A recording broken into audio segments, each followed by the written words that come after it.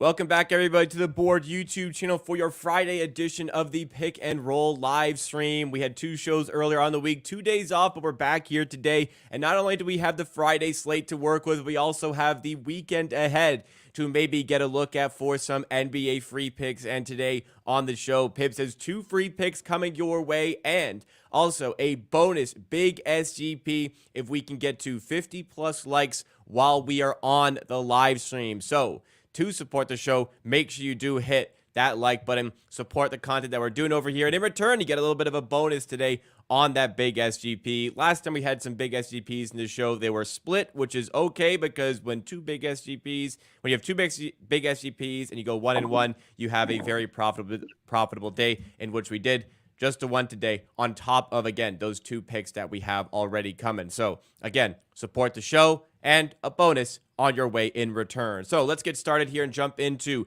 the 2 free picks that we have for you guys today, both of which are going to be available at BetMGM. The first one is going to be in the Nuggets and Wolves game. The second one is going to be in the Thunder and Mavericks game. And let's get into it. So first of all, for the Nuggets and Wolves, we're going back to the well. Back on it. Gobert will be back, and we're going to be playing Nikola Jokic under 10.5 assists and 25 plus points. That is minus 115 at BetMGM. First time we had it, just didn't quite get there, but did look good. It kind of ruined it, but we're going back to it here again, minus 115 at BetMGM. Second play here, we have in the Thunder and Mavericks game, a minus 120 SGP available at BetMGM. It is going to be PJ Washington, 12 plus points and 5 plus rebounds. Let's turn it over to Pips and go to that first play. You're going back to the Jokic bet. What do you see for this one, and why are you going back to it? Even in the last game when they double teamed him without Gobert, he still didn't cover the assist chances, even though he started very hot. I think he had like 4 assists in the first 5 minutes. It's just difficult to score on this Wolves team for anyone else. He got the MVP reward. It will be terrible for them to go 0-3 now. I mean, it's likely to happen, but we need, as I said in the game too, like before the game too, we need the best series of Jokic career for Denver to have a chance. It's happening tonight. Gobert is back. They won't double him as they did in the last game. They would mix in some, for sure. But first game they also mixed in some, and he scored 32. Now we must get, like, this is a do or die game for the Nuggets. We need to have like the most aggressive Jokic we ever seen, and this is it. So I expect him to score 25 plus. They will take away his assisting probably, like they did in game 1, game 2. So he should stay under 10. This is simple. Yes, not just on the show, but my private bets is like every time I lose a bet, if I run it back, either when I don't run it back, it usually wins because the read is always like long-term winning. So you need to run it back. Yeah, especially if you had the handicap for the game 1 where it kind of was executed as you expected, just didn't hit. Sometimes that can happen. There's no real adjustment to the lines there, so you're still confident in the number. You're still confident in that read because you saw the promise of it. Yeah, this pick hit in the first game.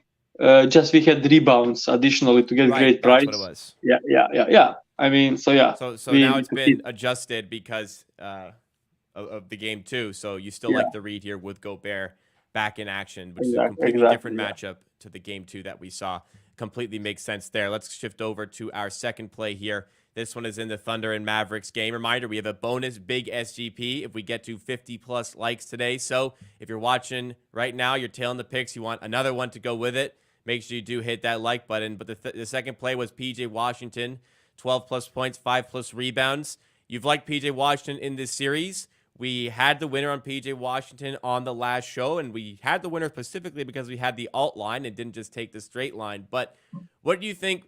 Is going on in this series that caters to PJ Washington finding success?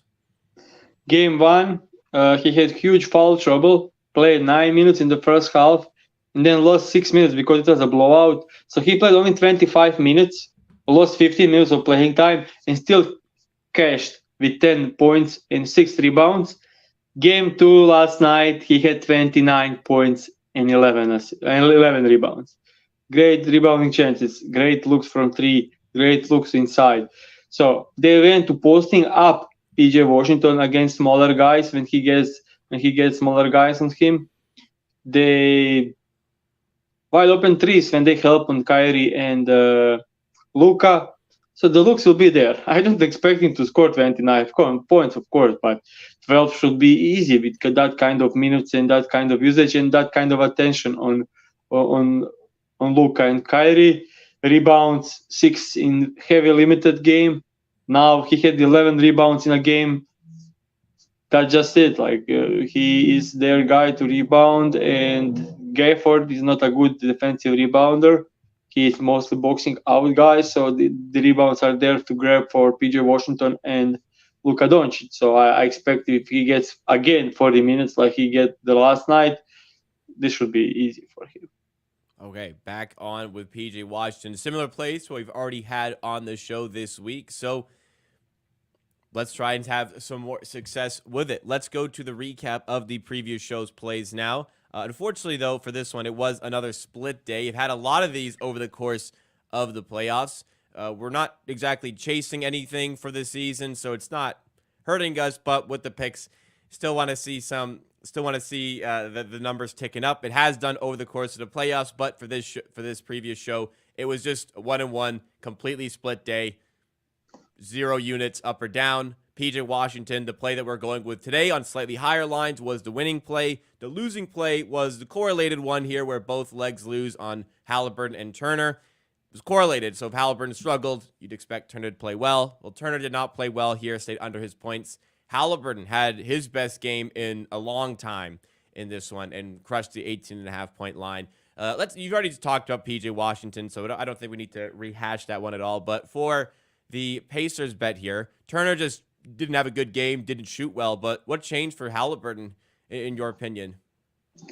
They increased the pace, and then the stuff started to open up for him. And you are playing a higher pace, then the defenses don't have time to set, and you have more time, more space. And he was very aggressive to start. Seems like he wasn't that terrible in the game one. He wasn't looking that terrible. He was just not aggressive enough. And game 2, he decided to be aggressive. Poor read. This one probably never running back. So just staying off of it. Loss. There need to be some losses like this. Like most of our losses are very close. Poor shooting, foul trouble, blah blah blah. This was a poor read, so happens. Moving on. We move on again with those 2 picks today. And again, 50+ likes today. We get a bonus big SGP. We're going to talk about both of the game 2s we had yesterday before we get to that big SGP. We're going to start with the more surprising of the results. It was a comfortable game 1 win for the Boston Celtics. Kind of looked like they were going to easily win this series. But on my own personal content, talking to my viewers, we all said Boston has that one game in them they'll give away always. They had it in the Miami series. They gave away game 2, and they completely gave away this game 2 against the Cavaliers. They lose 118-94. As much as Cleveland did shoot the 3-ball well, it was just a disaster game from the Celtics. They did not shoot well. Pips, there continues to be some question marks about this Celtics team because as good as they are, they have a knack for just not showing up to games. They don't pay for it very often in the early stages of the playoffs, but down the line, do you think this will be a problem? And perhaps in this series, do you think the Cavaliers can keep on producing like this? Yeah, the only thing I want from Cavs is to get Jared Allen functional and that he can play at least 15 minutes when Mobley is resting, because I don't want to see any more Marcus Morris and George Niang minutes. It was so painful to watch in the first half and some minutes. Bickerstaff, man. Oh my God. He almost threw the game. They started so well. They started so well. 18-5 run when he brought in Yeah. Morris as a small ball 5 and brought in Niang. Like Bickerstaff doesn't learn, man. Yeah, yeah, it's insane. But I'll say, as I spoke, I think this is the topic I spoke the most on the show throughout the season, and that's like stay home at Boston shooters, make Tatum, Brown hunt mismatches, and let them play. Help when they get inside, a bit help, okay, but just running them off the ball like straight away and showing a ton of help on them was why they were murdered in game one. That didn't make any sense for Cavs to play that kind of defense.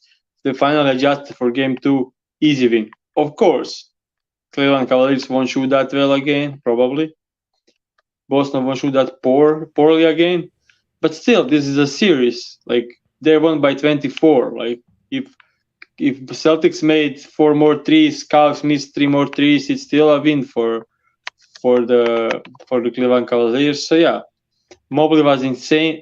I would say let's take away Morris minutes and at 5, and this is like a blowout in the third quarter already. So and it's not like Cleveland played perfect game and Boston couldn't just do anything. Like it was like mistakes from both sides.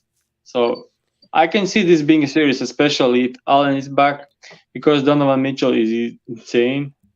He's the best player in the series. So Oh yeah.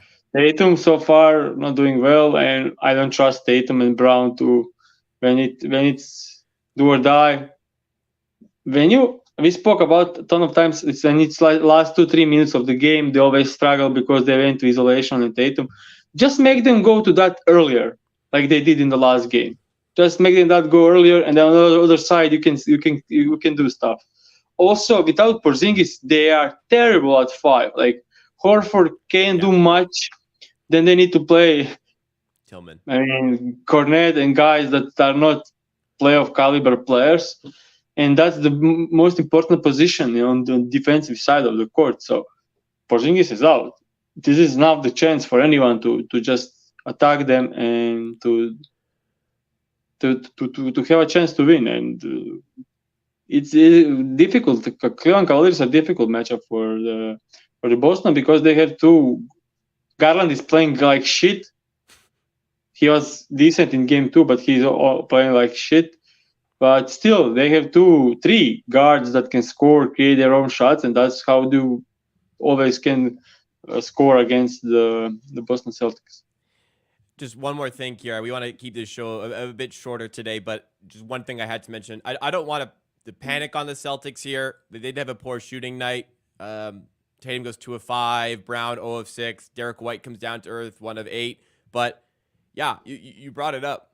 Like if you just play, just let Tatum and Brown ISO, almost dare them to ISO, play one-on-one with them, kind of give them the thought that I can take this matchup on. And if they're going to continue to go to isolation, that's how you beat the Celtics. That's been the formula for 2 years now and a third year now, because we're seeing the same sort of habits rise up here. And if the Celtics aren't getting bailed out by Porzingis, who's out, or Derek White, who has an off game here, then you have a chance to take some games. And now Cleveland have home court. They'll feel confident maybe going home for this one. Let's go to the other game here, where the Dallas Mavericks have snatched the home court advantage from the Oklahoma City Thunder, a 119-110 victory here.